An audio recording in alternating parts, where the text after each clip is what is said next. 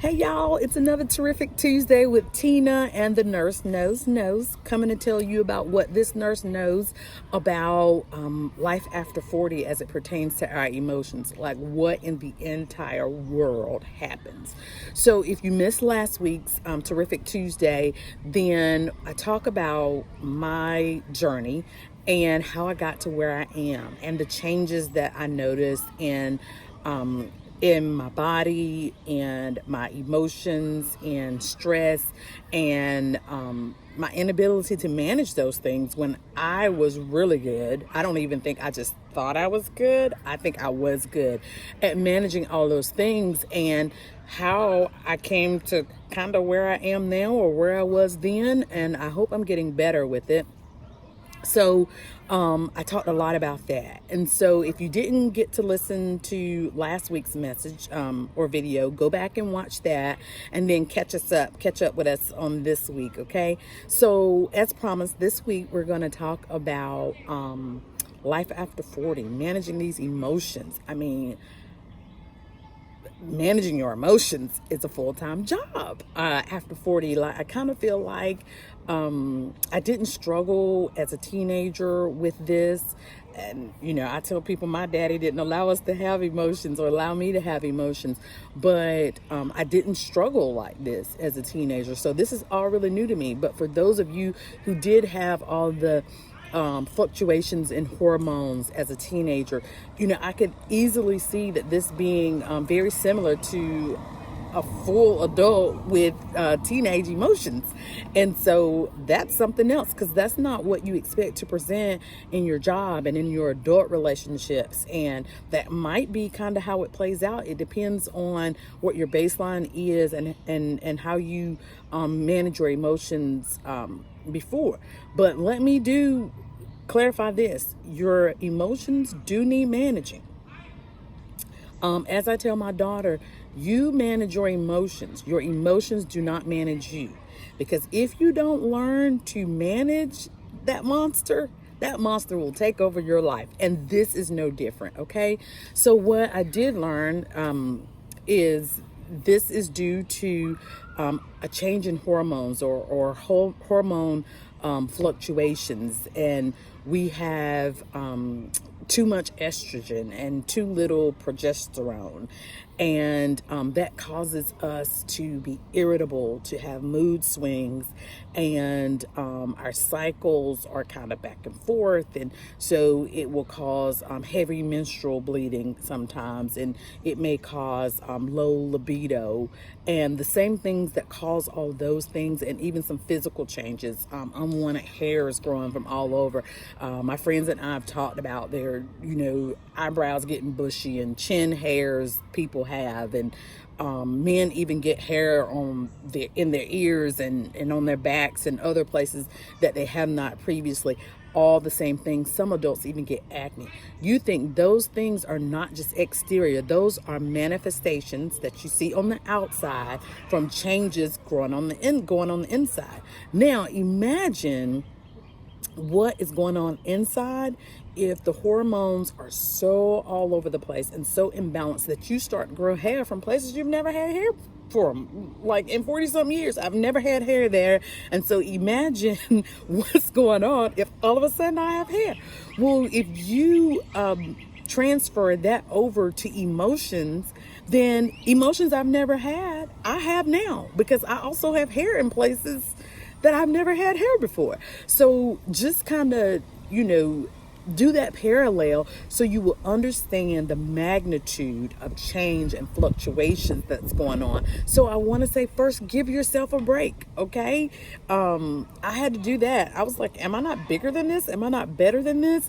No, it's new, and you have to first recognize it and then learn to embrace it. So let's talk about these emotions. Some people might see crying spells or bursts of anger, strong irritability, increased stress levels.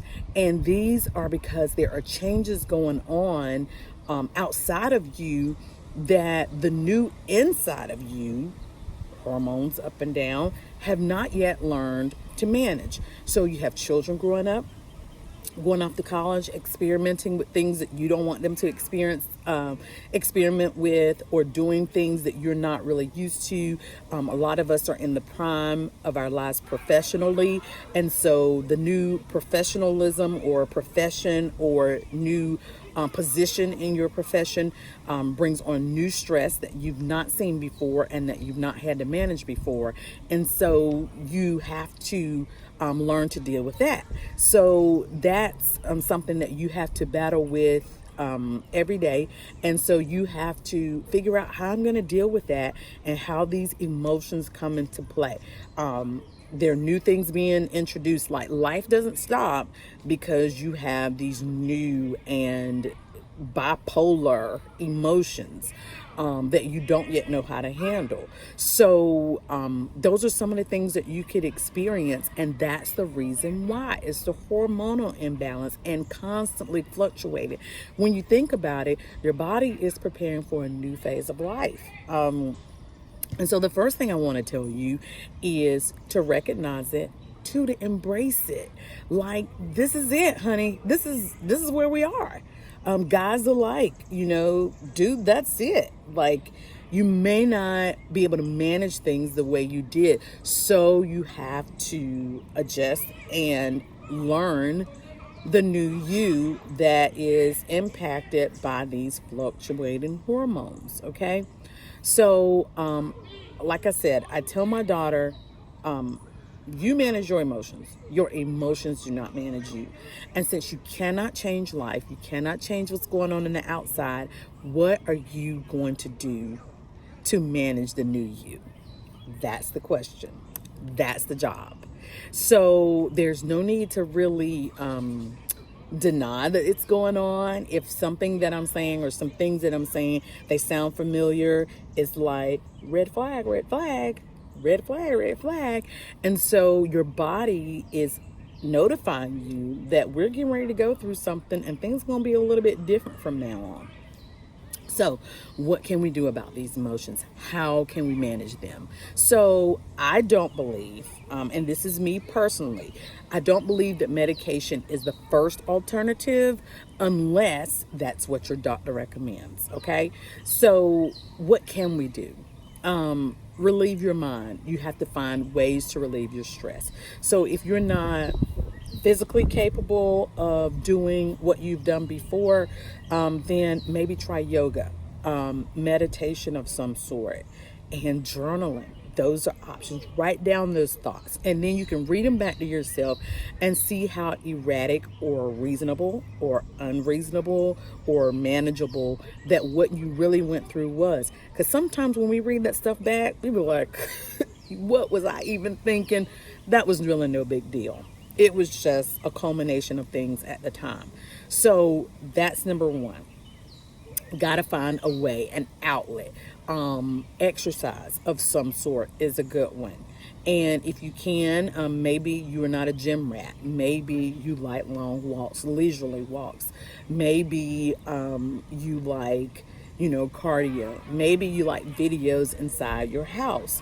So we have to find a way to manage those emotions, and getting a new outlet is one of those ways. And those things are some ideas of what I just mentioned. Another thing is get out. I think the worst thing you can do is stay by yourself and deal with it by yourself. I believe strongly that when you're by yourself, you don't have a gauge for your temperament or what is normalcy. And I am not saying that you have to be like everybody else at all. I am not saying that you cannot be uniquely you at all. But I'm a firm believer that however uniquely you are, or however different you are, everyone needs a gauge. You see the people that are really, really far out there, and you were like, what in the world happened? Like, they're trapped in the 70s and, they're still wearing the snatchback, or still getting the curly perms, and it's 2022, and you are wondering, nobody told them that this was not okay, or this was not in style, or whatever the case was.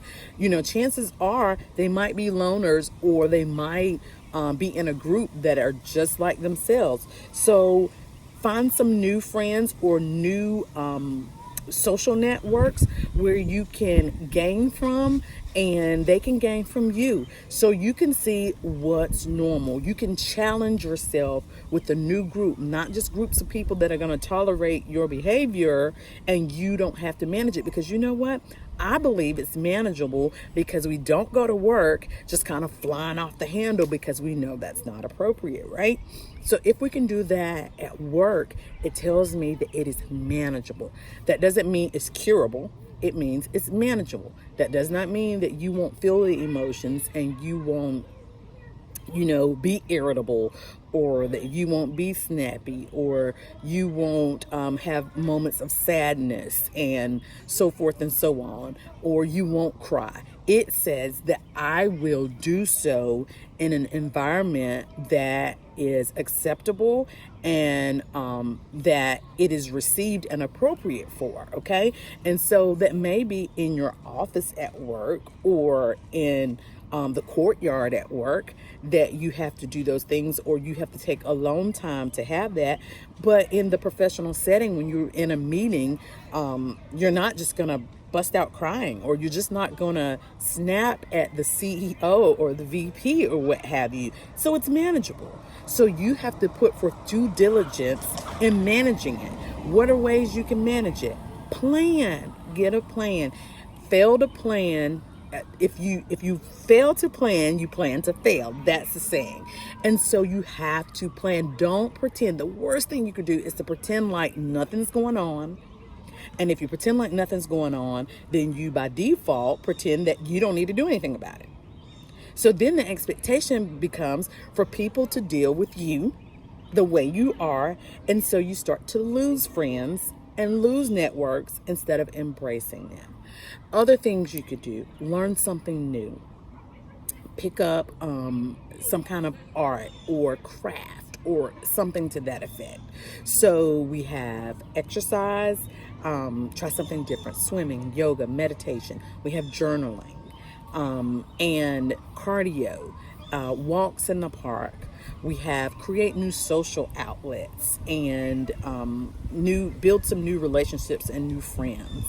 And we have managing those emotions, writing down the plan for how you're going to do and how you're going to approach. Be strategic, okay? Don't get beat by your own emotions. Like, let's just not do it. So the first step and the most important step is acknowledging it. And then you can plan what to do after that. And if that doesn't work, and also if it does work, go and talk to your doctor. There's some tools that they have to evaluate where you are. And people in this phase, they're not more prone to depression than anyone else, or anxiety, only if you don't do anything about it.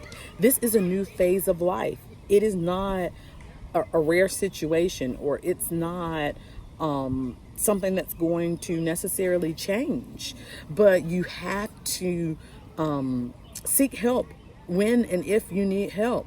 And as a worst case scenario, if you are extremely emotional and it is very difficult to manage, then talk to your provider, and maybe you need medication. But before medication, maybe you need a therapist.